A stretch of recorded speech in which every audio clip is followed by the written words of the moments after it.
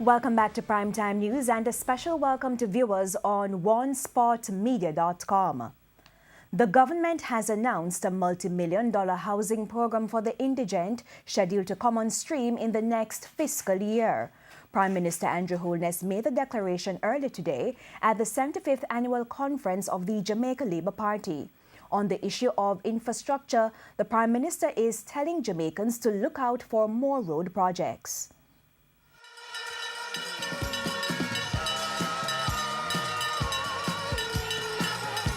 JLP leader and Prime Minister Andrew Holness showcasing the Freedom Bell, whipping the crowd into a frenzy. Amidst the fun and excitement, serious business. First up, a housing program with a specific purpose. Where we will be spending $500 million on building homes, affordable, reasonable housing solutions for the poor and indigent right across Jamaica. That will be done through the Housing Opportunity Production and Employment Hope Program. We are going to take in young men and women in the Hope Program. We're going to put them through a process of training through HEART and other training institutions, and we're going to use them in an apprenticeship modality to construct those homes for the poor and indigent. Houses too for other sectors of society. We are on track by the end of this term to build 22,000 housing solutions. On track, plans laid, it will be done.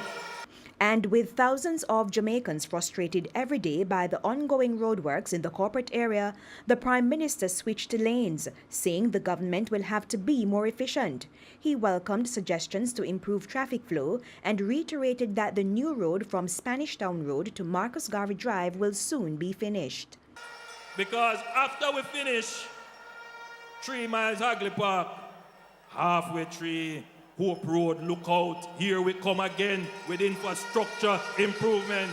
And there's more. Look out for the bypass of Anato Bay. Look out for the bypass of Spur Tree. Look out for the bypass of Hope Bay. Look out for the bypass of Lucy. And look at the development of a new road to bypass Long Hill, which will take you from Mobay to Ferris in the west. Turning to the broader economy. You remember Manayard promised that we're going to create 150,000 new jobs. We are almost there.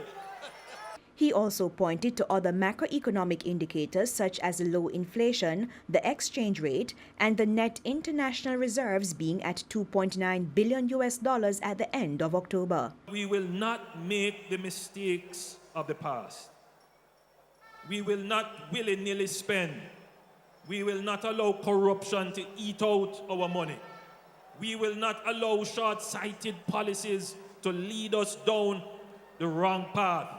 We will not allow inefficiency to eat out our savings. No, the government is going to be frugal. In the meantime, the Prime Minister is encouraging Jamaicans to go green by paying close attention to the environment. That, he says, will be bolstered by the ban on plastic starting January. The National Solid Waste Management Authority is to get 100 new trucks to improve garbage collection.